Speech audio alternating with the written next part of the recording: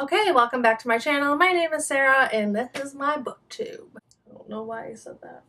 If you notice that this is the third video where my hair and makeup exactly the same and I'm still wearing this shirt, it's because this is my third video that I'm mass recording and I'm only changing my cardigan. So yeah. Is this a cardigan? I think it's a cardigan. I'm calling it a cardigan. So yes, to get on to the main point / topic of this video, this is going to be a book review of Snow Lane by Josie Angelini. It looks like this. So let me just start off saying that Josie Angelini is my favorite author. My favorite series is Trial by Fire.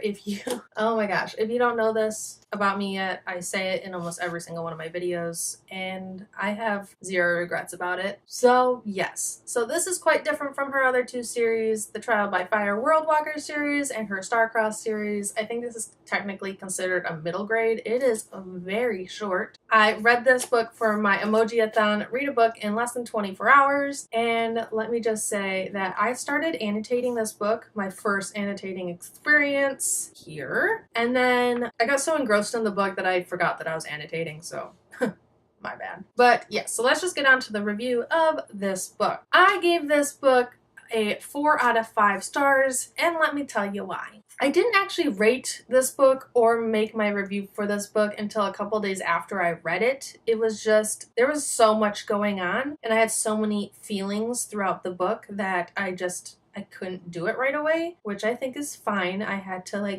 digest the story. But yes, I had to digest the story for quite some time. There were a lot of things in this book where I was like, wow, this is so relatable. The main character, Annie, is a child of, I don't know, 10 kids. I think there's 10 of them. She's the youngest of 9 children, and she is suffering from dyslexia, but she's also strangely gifted. Like, she's super, super smart. She's in gifted classes. I had to keep reminding myself that this book was set in 1985. So things like being gifted or suffering from dyslexia, they didn't really get a lot of help with that back then. It was just something that you had and no one knew what to do with it or how to help someone with it, especially a girl in the 5th grade. Like, no one knew. Basically, her siblings called her annoying and didn't like that they had to take care of her all the time because she did things backwards, and she kind of suffered a little bit more in school because she was super smart, but things on tests, like she couldn't read fast enough on her test because the letters were all jumbled, even knowing she knew all the answers. So that was something I had to keep reminding myself, like, why isn't anyone helping this girl? It's because it was set in the 80s and no one knew how to help the girl. So yes, especially when you're one of 9 kids, your parents don't have time to help you when it comes to something like this. So I had to keep reminding myself that a lot. There was a lot of times in my head where I'm like, okay, this is set in the 80s, and it answers a lot of questions. If you just remember when you're reading the book that it's set in the 80s, you'll be good to go. I found a few times I was thinking how relatable things were, even knowing I grew up in the 90s, and I only had one older brother,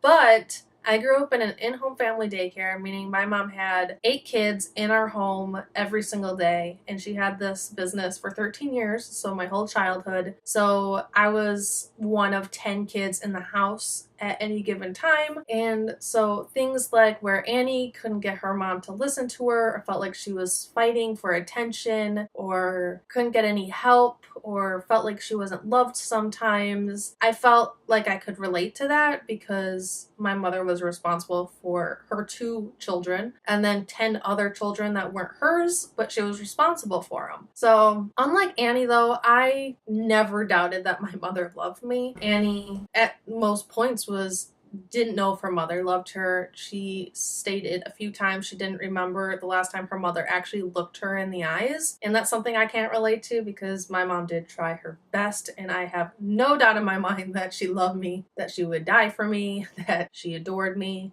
But Annie didn't have that, especially as a 5th grader, and as the youngest of 9 kids, there was many times where she's like, I don't know, it'd probably be better if I wasn't alive. It'd be better if maybe I was never born. And that kind of takes us into the next part of kind of the book, where this family is super Christian. So there's like no birth control, nothing like that. So basically her mother just keeps having kids until God tells her that she shouldn't have kids anymore. So she has 9 kids. And I can respect people's beliefs. I can respect people's religions. I have studied religion. I mean, they were Asian religions, but religions nonetheless.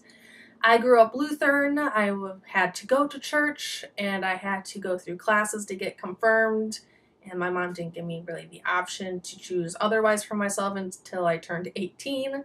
So that's something else I had to do that Annie had to do. I had to go. I had to be involved. I had to be in like the Christmas play, stuff like that. Yes, but her family is super religious. It's one of those things where problems are deriving from this aspect. And that is no way in me bashing religion. If you just heard, I studied religion on my own whim. I have nothing against religion, but it's one of the main things in the book where it's something Annie is struggling with, the fact that her mother is still having kids when she's not even looking at her children. So it's one of those things where you kind of, even if you are religious, even if that's the way you live, you kind of have to look at it with an open mind. So that's me looking at it with an open mind. I hope you can too. In the book, you see Annie and her siblings have a really structured system. There's the brother who is always there to listen. He is the only boy out of all the siblings, so he has 8 sisters, which as a girl and my brother sounds exhausting. So yeah. There is 2 sisters who have talents, and I think one of them is ballet or dancing, and the other one is, I don't know, singing? I'm not sure. Or she's an actress? I already forgot. I am so sorry. There is the sister who's the bully, but also the sister that doesn't let the mom abuse, I guess you could say. The mother is abusive. Josie doesn't come right out and like say, hey, the mother is abusive, but you catch on to it throughout the book, and then at the closer to the end of the book you do realize, wow, yes, she's abusive. And there is one of the older sisters. She is the bully of all the younger sisters, but she also takes the beatings for her younger sisters. So you see her role. You see Annie and the next youngest sister, they kind of stick together because they're the ones that don't fit in. They're the most neglected. But then there's also the sister that just went to college, and she tries to make sure that the younger siblings know that they're loved. Almost every sibling has their own place in the sibling structure, and I think that it seems just really realistic. Like each one has their place, except for the 2 youngest who are just taken care of. And it's a sad story. It really is. It's very, very sad. And I think the one reason why I'm giving it a 4 and not a 5 is because it's supposed to be a middle grade book, but I don't know if I would want a 5th grader reading the book. I think maybe 8th grade, 9th grade, but only if they're like sound human beings.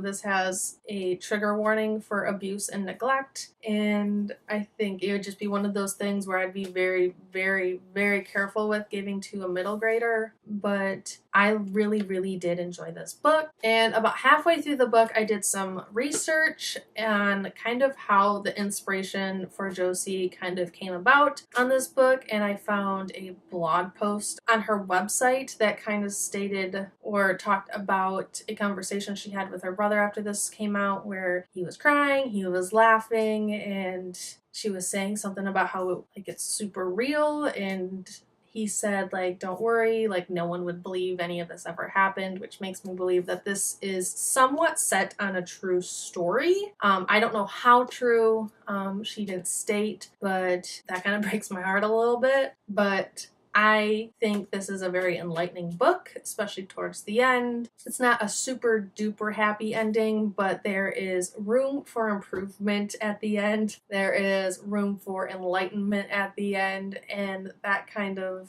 I would have liked a happy ending, but I didn't necessarily need it. So I really liked it. I really liked kind of the open ending because nothing is perfect, nothing is fixed 100% with families like this. Things things are never perfect. And so I think it follows the feeling throughout the book, and the ending kind of matches that, to where you can try as hard as you can. Things won't be perfect, but you can try your damnedest to get as close as possible, and I really enjoyed that. So any psych major or anyone that is really into anything psychological would really enjoy this book. There is so much to pick apart. There is so much to analyze, and I recommend it to anyone who is really into that kind of stuff to read this book. Also because it's a very short middle grade book. But yes, so 4 out of 5 stars. I recommend this as long as you are aware of the abuse and neglect and depression triggers. Yes, but there is quite a bit of jokes. Annie tells a lot of jokes. She's a very funny girl. And I found myself laughing a few times because she has a really good sense of humor, especially for a 5th grader. Yes, so I recommend this book, 4 out of 5.